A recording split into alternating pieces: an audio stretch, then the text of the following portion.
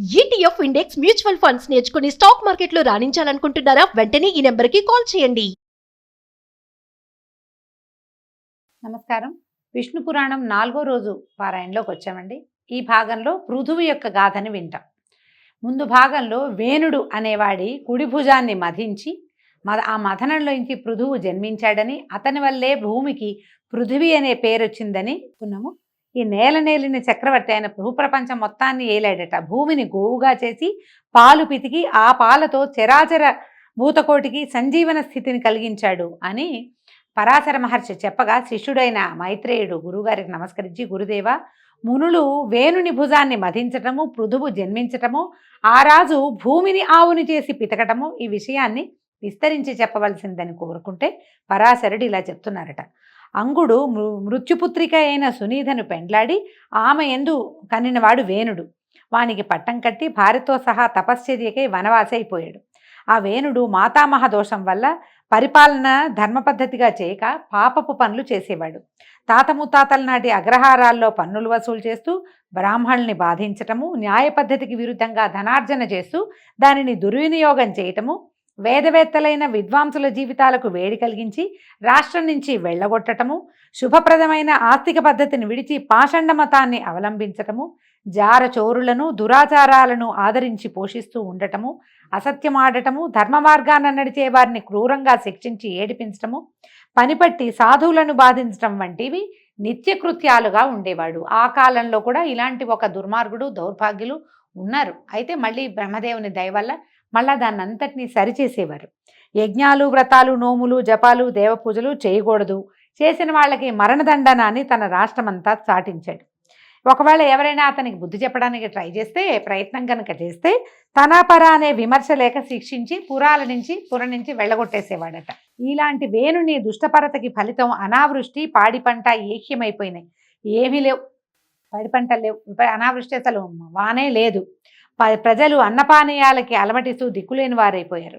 ఆ దశలో మునులంతా కలిసి ఆలోచించి వానికి సద్బుద్ధి చెప్పి దారికి తేవాలని సంకల్పించి అతని దగ్గరికి వెళ్ళి పూర్వరాజుల చరిత్రలు చెప్పి, అలాంటి వంశంలో పుట్టిన వాడివి ఇలా చేయక నువ్వు వాళ్ళలాగా ప్రవర్తించకుండా ఇలాంటి ప్రవర్తన చేస్తున్నావేంటి నాయన, ప్రజల్ని కూడుగుడ్డ లేని దుస్థితికి తేకూడదు, తండ్రులు చేసిన మంచి పనులు కనీసం తండ్రులు ఒక రకంగా నిలబెడితే కొడుకులు దాన్ని చెడగొట్టకూడదు, అంత కాకపోతే కొంతైనా మంచి చేయాలని బాగా బతిమలాడారనమాట. మునుల్ని చంపటం, వేదాలను దూషించడం, దేవాలయాలు పడగొట్టించడం, బ్రాహ్మణులను ఏడిపించడం రాజధర్మం కాదు. యజ్ఞాలు చేసే దేవతలు సంతోషిస్తారు, వారి సంతోషం వాన కురిపిస్తుంది, దాంతో భూమి సస్యశ్యామల అవుతుంది, ప్రజలు పాడి పంటలతో సుఖజీవనులు అవుతారు. నీ ప్రవృత్తి వల్ల ఈ రకమైన ప్రవృత్తి వల్ల ఏమవుతుంది, దేశం దుర్భిక్షానికి గురవుతుంది, భూతకోటికి దినదిన గండమైపోయింది.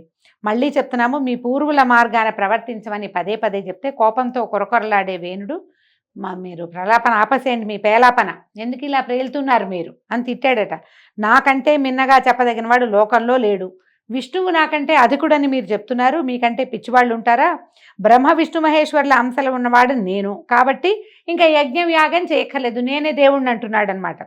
పతిసేవ ఇల్లాలికి పరమధర్మం, అలాగే నా ఆజ్ఞ అందరికీ అనుసరణీయం అని అనగానే మునులు శాంతించి నిదానపడి ఏదో చెప్పడానికి ప్రయత్నం చేశారు. కానీ వేణుడు వినలేదు, దేవతానింద పాట పాడుతూనే ఉన్నాడు. వాడి వికృత పద్ధతిని మునులు భరించలేకపోయారట. కరుణాపయోనిధి అయినటువంటి పద్మాక్షుణ్ణి, శ్రీహరిని నిందించేటువంటి ఈ పాపాత్ముణ్ణి తుదముట్టించి ధర్మ సంరక్షణ చేసి ప్రజల్ని కాపాడాలని నిశ్చయించుకుని దర్భలు పట్టుకుని మారణ మంత్రాలు పలుకుతూ ఆ దర్భలని వేణుడి మీద విసిరారట. తీవ్రాగ్ని జ్వాలలు చిమ్ముతూ ఆ దర్భలు నిశిత శరములై వానిని తాకగానే వేణుడు దబ్బున కిందపడి కన్నుమూశాడు. వాని శరీరమును తైలపాకం చేయించి మంత్రులకు అప్పగించి భూపరిపాలన చేస్తూ ఉండండి అని చెప్పారు. ఇక రాజులు లేరు, వాడికి సంతానం లేదు, మంత్రులు ఏమీ అనలేక ఊరుకున్నారు. ఇక జరిగేదేముంది, పరిపాలకుడు రాజు లేడు, దొంగలు మూకమూకలుగా ఊళ్లపై పడి బ్రాహ్మణుని చావగొడుతూ సిరి సంపదల్ని హరింపసాగారు. ఆ బ్రాహ్మణుడు కుయ్యో ముర్రో అని ఏడుస్తూ ఉండేవాళ్ళట. అరాచక పద్ధతి, అరాచకం అంటే ఏంటంటే రాజు లేకపోవటం అనమాట. అది వేరే పద్ధతి కాదు. మామూలుగా అరాచకంగా ప్రవర్తించడం, రాజు లేనట్టు ప్రవర్తించడం ఒక పద్ధతి అయితే, అసలు రాజే లేకపోవటం, పైన అజమాయిషీకి ఎవడూ లేకపోతే ఇంకా అధ్వాన్నంగా ఉంటుంది.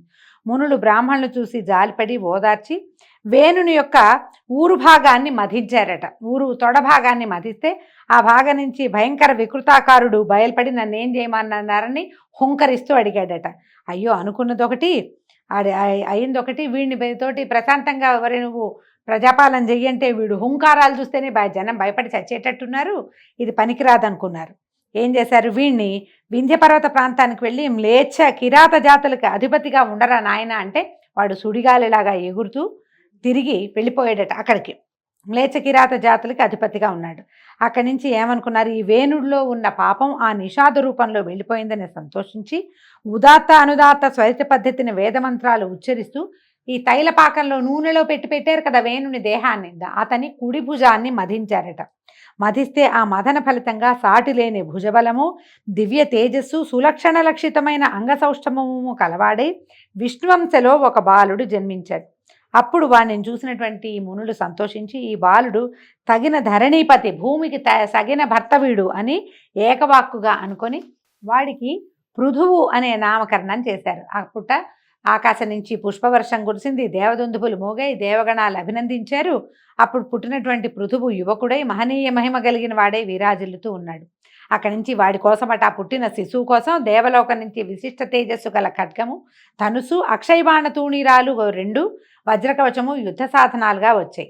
ధర్మానికి మొగరూపైనటువంటి మంచి కొడుకు కలగటం వల్ల వేణుడు పుణ్యస్థానానికి చేరాడు. మునులు పరమానంద భరితులై గంగాది పుణ్యనదుల నుంచి సముద్రాల నుంచి నీరు సువర్ణ పాత్రలతో తెప్పించి పృథువికి అభిషేకం చేశారు. దేవగణాలతో బ్రహ్మదేవుడు స్వయంగా వచ్చి శుభముహూర్తాన ఇతనికి ధరాధిపతిగా పట్టం కట్టి చక్రవర్తిని చేశాడు. విష్ణు చక్రం వచ్చి పృథువి యొక్క దక్షిణ హస్తానికి దివ్యాభరణంగా ప్రకాశించింది. అప్పుడు బ్రహ్మ చక్రవర్తిగా పృథువిని చెప్పి అభినందించాడు. ఇతడే ఇంకా చక్రవర్తి, సర్వం సహా చక్రవర్తి భూమికని చెప్పాడు. ఈ విధంగా చక్రవర్తి అయినటువంటి పృథువు సురనర ప్రశంసను పొంది సమధికైశ్వర్యవంతుడై రాజ్యం చేయటం మొదలుపెట్టాడు. అతడు చేస్తూ పైతామహ యజ్ఞం చేశాడట. ఆ యజ్ఞానికి సంబంధించిన సూత్రమంత్ర ప్రభావంతో 2 కుమారులు పుట్టారట. వాళ్ళు పుట్టిన వెంటనే యువకులుగా మారితే ఆ యజ్ఞానికి వచ్చిన వాళ్ళని చూసి వాళ్ళకి సంతోషించి ఆ మునులందరూ ఆనందించి ఒకడు పేరు సూతుడు, రెండోవాడు మాగధుడు, సూతుడు మాగధుడు అని పేర్లు పెట్టి మీరే చక్రవర్తిని స్తుతిస్తూ ఉండమంటే ఈ సూత మాగధులు 2 సమయానుసారంగా పృథు చక్రవర్తిని కీర్తిస్తూ ఉండేవాళ్ళు. అయితే ఈ ప్రజలు ఆఖరి దప్పులకు లోనై ఆగలేక చక్రవర్తి వద్దకు వెళ్ళారట. వెళ్ళి మహారాజా, ధర్మ నష్టం, దానివల్ల అనావృష్టి, దాని మూలాన పాడి పంటలు నశించాయి, సస్యములు ఓషధులు జీర్ణాలై చెడిపోయాయి, ఇలా ఆకలి దప్పులకి చిక్కి మేము శల్యాలం అయిపోయాం. మేము అడవులకు పోయి అక్కడ దొరికి కందమూలాలతో కక్కుర్తిపడి ఎట్లాగొట్లా ప్రాణాలు నిలుపుకుంటున్నాను నాయన. అన్నం ధాన్యమూలం, అందరికీ ఆధారం అన్నమే. ఆ అన్నం లేకపోతే ఇంకా బతికెక్కడిది? ఆ అన్నం మాకు సంతృప్తికరంగా లభించే ఉపాయం చూపించి ప్రజారక్షకుడు వర్తిల్లు నాయన, నువ్వు ఇప్పుడు చక్రవర్తి అయ్యావు, మమ్మల్ని రక్షించమంటే అప్పుడు ఈయన ఆలోచించాడట.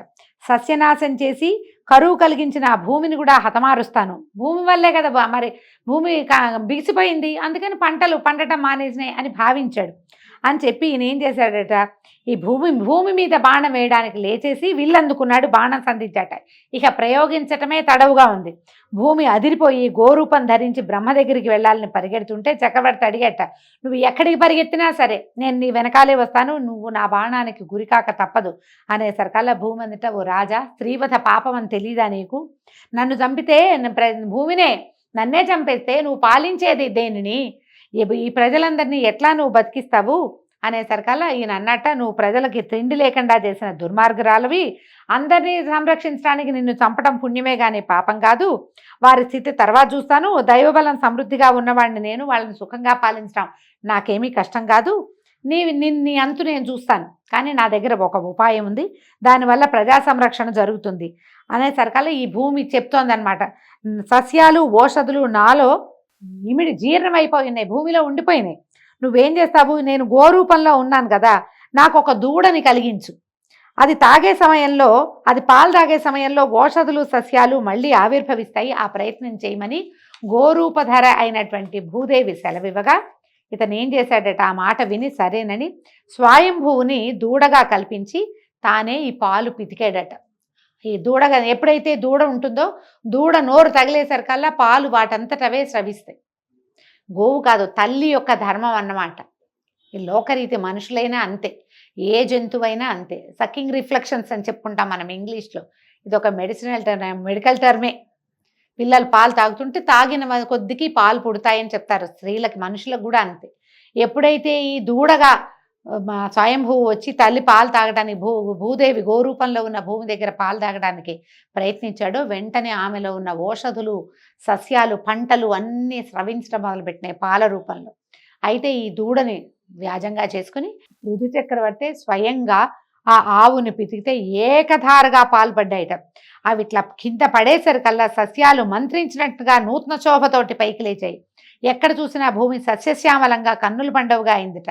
ఆ పాలతోటి దేవదైత్య కిన్నరాజులకు, మృగాలకు, మానవులకు సమృద్ధిగా వారి వారికి కావలసినటువంటి ఆహారం సమకూరింది. ఆ విధంగా భూమిని మళ్ళీ యథాపూర్వ రూపానికి తెచ్చి సురనరరంజనముగా ఋతు చక్రవర్తి పరిపాలన చిరకాలం చేశాడు. ఆ సత్క్రియ వల్లే భూమికి ఆ చక్రవర్తి పేరుతోటి పృథివీ అనే పేరు వచ్చింది. పృథువు పేరు మీద నుంచే పృథివీ అని పేరు వచ్చిందట. ఈ పృథు చక్రవర్తి కథ విన్న వారికి ఎలాంటి పాపము అంటదు. తేజస్సు, సమృద్ధిగా, సిరి సంపదలు, సుఖ సంతోషాలు, కీర్తి, ఆయురారోగ్య, ఐశ్వర్యాభివృద్ధి, అశ్వమేధ యాగం చేసిన ఫలితాన్ని ఆ విష్ణుమూర్తి ప్రసాదిస్తాడని చెప్పారు.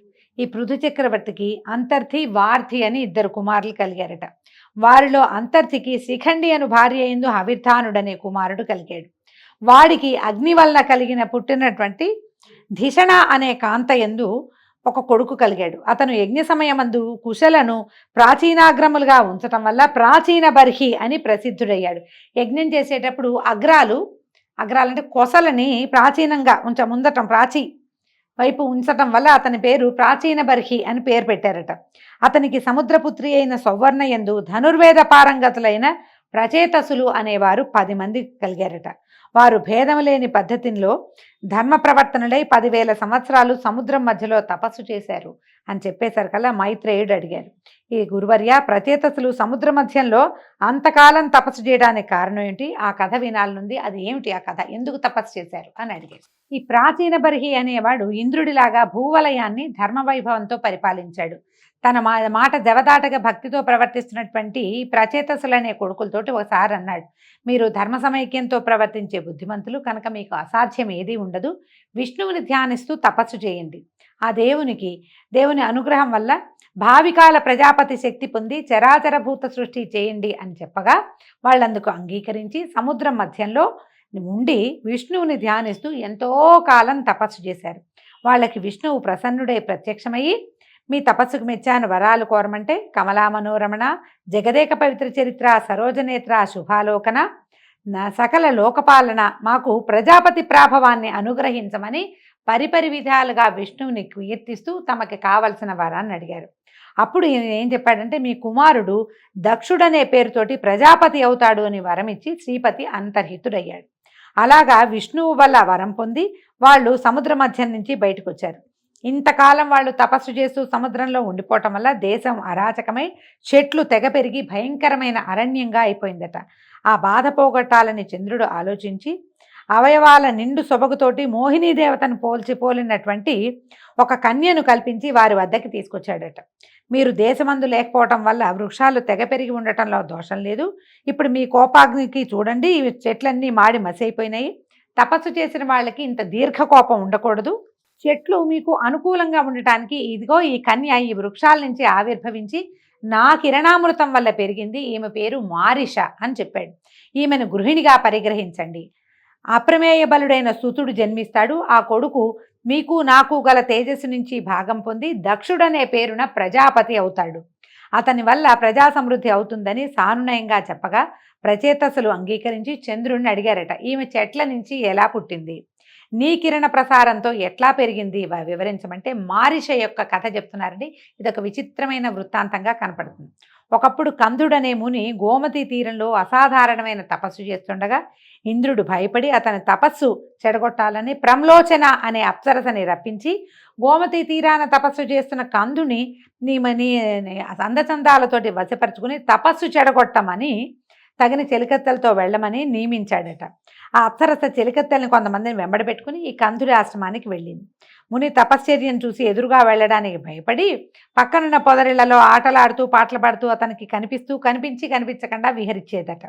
అయితే ఆ సమయంలో చల్లని మలయవాయువు అప్సరసకు తోడయి ఆమె యొక్క శరీరం మీద నుంచి వచ్చే సుగంధం వల్ల ఈ మునికి మైమరుపు కలిగించేదట. అప్పుడు పూచిన పువ్వులు తెచ్చి ముని దగ్గర వంగి ఉంచేదట. అక్కడ దగ్గర పెట్టేది, ఆయన దగ్గరకు వచ్చి వీణ మీటుతూ చక్కటి కీర్తనలు పాడేది. అప్పుడప్పుడు చేతులు తగిలేలాగా, తను బట్టలు తగిలేలాగా నమస్కారాలు చేసి చిరునవ్వుతో చూసేది. ఈ క్రమంగా ఈ విలాసాలకి వికారాలకి ముని తపోదీక్షకి స్వస్తి చెప్పి ఈమెతో సంసారానికి వడంబడ్డాడు. ఆయన ఒకనాడు ఏమన్నాడు, సరే నువ్వు నా మనసు దొంగిలించావు, నిన్ను నా కౌగిల్లో బంధించాలని భావిస్తున్నాను అనేసరికల్లా ఈమె ఏమంది, స్వామి నువ్వు మునివి, నీ మాట ఎందుకు కాదంటాను, నువ్వు ఏది కావాలంటే అది, నువ్వు ఎలా కావాలంటే అలా, నీ దగ్గర ఉండమంటే నేను ఉంటానని అతనితోటి ఉండిపోయిందట. ఎంతో కాలం వాళ్ళిద్దరూ ఇలా ఆయన ఇంకా ఈ స్త్రీ సాంగత్యంతో తపశ్చర్యకి స్వస్తి చెప్పేశాడు. ఈ దేవవేసి అయినటువంటి ప్రమ్లోచనతోటి హాయిగా ఉండేవాడట. ఇలా కొంతకాలం అయిన తర్వాత ఆమె చెప్పింది, ఏమిటి అయ్యా, నేను అప్సరసని దేవవేశ్యని, ఇక్కడికి వచ్చి చాలా కాలం అయింది, చాలాళ్ళు నేను తపస్సు పాడు చేశాను, నాకు సెలవు ఇవ్వు, నేను వెళ్ళిపోతాను అనేసరికల్లా, నేను ఇంకా ఇంతకాలం ఇక్కడే ఉండిపోయానంటే ఇంద్రుడు ఆగ్రహిస్తాడు, నన్ను వదిలిపెట్టేయమంది అనేసరికల్లా ఆయనకి కందముడికి చాలా కోపం వచ్చిందట. ఏమన్నాడు, నాకు ఇంకా సంతృప్తి కలగలేదు, నాతో ఉన్న నిన్ను ఇంద్రుడేమంటాడు, ఇంకా కొంతకాలం ఉండమనని మళ్ళీ కొంతకాలం తనతో ఉంచుకున్నాడట. కొంతకాలం అయ్యాక ఈ ప్రమ్లోచి ఇంకా నాకు సెలవు ఇప్పించని బతిమలాడితే సరే ఈయన ఏమన్నాడు, నేను సూర్యోదయ కాలంలో దినకరుడికి అర్ఘ్యం ఇస్తుంటే నువ్వు నాకు అంటపడ్డావు, నీతో నిన్న రాత్రి ఉన్నాను, ఒక్కరాజుతోటే వెళ్ళిపోతావా అంటే, అయ్యా నువ్వు అలా అనద్దు, ఆయనకి ఏమనిపిస్తోంది, ఒకరోజే జరిగిందని అనిపిస్తోంది. ఈవిడ, అయ్యా నన్ను క్షమించు మునివర్య, నన్ను క్షమించు, ఎందుకంటే నువ్వు నాతో ప్రమాణవాక్గా చెప్తాను, నువ్వు నాతో గడిపిన కాలం 907 సంవత్సరాల 6 నెలల 3 దినాలు, యోగ దృష్టితో చూడు, నువ్వు ఇదంతా ఏమనుకుంటున్నావు, ఇవాళ పొద్దున కలిశాను, రాత్రి మాత్రమే గడిపానని భావిస్తున్నావు, ఇంతకాలము నువ్వు నాతోటే ఉన్నావు, నువ్వు కావాలంటే యోగ దృష్టితో చూడమనేసరికల్లా ఆయన ధ్యానించి తెలుసుకున్నంటే ఒళ్ళు తెలీదు, స్త్రీ సాంగత్యం సమయాన్ని తెలియనివ్వదని పురాణం చెప్తోందండి. అయితే ఈయనకి కోపం వచ్చేసింది, అదంతా తెలుసుకునేసరికల్లా, నా తపస్సంతా పాడు చేసేవు, ఇంద్రుడు కపటోపాయం చేశాడు, అయినా తప్పు నీది, అయినా ఇంతకాలం నన్ను అలరించావు కాబట్టి నేను క్షమించాను, ఇక నా ఎదురుగుండా ఉండద్దు, ఇంకెప్పుడు నా దగ్గరికి రావద్దు, మళ్ళీ ఇంకోసారి నా తపస్సు పాడు చేయడానికి రావద్దు, నేను కళ్ళు మూసుకుంటాను, నువ్వు వెళ్ళిపోమన్నాడు అని గర్జించాడట సింహంలాగా. చిత్తవు ఇక సెలవని ప్రమ్లోచి రివ్వున ఎగిరిపోయిందట. అయితే ఆ ఎగరటంలో ఆమె గర్భంలో ఉన్నటువంటి ముని యొక్క వీర్యము చెమటగా ఆమె అవయవాల నుంచి కిందకి కారిపోయిందట. ఏం చేసిందట, అక్కడ ఉన్న చెట్ల చిగురాకులతో చెమటను, ఒంటి మీద ఉన్న చెమటను తుడుచుకుని వెళ్ళిపోయింది. కందముని అక్కడి నుంచి వెళ్ళిపోయి పురుషోత్తమ తీర్థానికి వెళ్ళి ఈ అప్సరసతోటి గడిపిన అధర్మ ప్రవర్తన పాపం పోవటానికి బ్రహ్మసూత్ర స్తోత్రంతో మహావిష్ణువుని ప్రార్థిస్తూ తపస్సు చేసుకుంటున్నాడు ఆయన దారిని ఆయన. అయితే చెట్ల చిగురాకులలో కలిసినటువంటి ఆ ముని తేజస్సు నా కిరణాల నుంచి స్రవించే అమృతం చేత ఈ లతాంగి, ఈ అమ్మాయి రూపొందింది. ఆ మహాముని తేజస్సు, దివ్యకాంత యొక్క గర్భరూపము, వాయువు చేత చెట్ల ఆకులలో పడటము, నా కిరణామృత దోహదము, ఈ విధంగా పుట్టినటువంటి ఈ మారిషకు సాటి కాగలిగిన స్త్రీయే లేదు. ఇంత అపురూపమైన సంగమం వల్ల ఈ బాలిక జన్మించింది నాయన. ఏ కర్తవ్యం మీరు దీన్ని పరిగ్రహించండి, దీని పూర్వజన్మ వృత్తాంతం చెప్తాను వినండి. ఇది ముందు జన్మలో ఒక రాజపత్నిగా ఉండేది. అనతి కాలంలోనే వితంతువైపోయి ఏ సుఖము కోరక శ్రీహరి భక్తురాలైంది నాయన. విష్ణువు ప్రత్యక్షమయ్యి, లలనా ఏమి నీ కోరికంటే, బాల్యం నందే వితంతువయ్యాను, మరి కామోపభాగం లేకుండా నేను మరణిస్తున్నాను కాబట్టి ఆ తృష్ణ తీరేలాగా నాకు భర్తలు ఎక్కువగా నా వారు కావాలి, నేను అయోనిజనై ఉండి వారితో సుఖించి ప్రజాపతి అయ్యే కొడుకుకి కన్నతల్లినవ్వాలని కోరుకుంది. హరి తథాస్తు అని అంతర్హితుడయ్యాడు. అదే ఈ మారిషగా రూపొందింది. మనకి ద్రౌపదీదేవికి 5 భర్తలు ప్రపంచంలో ఎవరైనా ఉన్నారా అని అడిగితే ఈ మారిష వృత్తాంతం మహాభారతంలో చెప్పబడుతుంది. మారిషకి 10 మంది భర్తలట. అయితే మీరు దీన్ని పరిగ్రహించండి అయ్యా, ఇదే ఆ మారిష. విష్ణువు యొక్క వరం వల్ల ఈమె అయోనిజగా, స్త్రీ గర్భం నుంచి వచ్చిన వీర్యము ఇలా ఈ రకంగా రూపొందింది.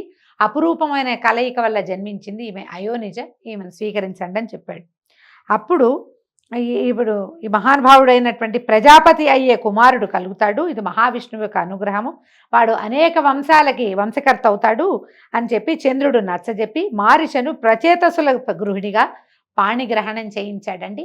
ఈ విచిత్రమైన మారిష వృత్తాంతోటి ఈరోజు విష్ణు పురాణాన్ని ఆపుతామండి. రేపు ఉదయం మళ్ళీ 5వ భాగంలో కలుసుకుందాము. నమస్కారం.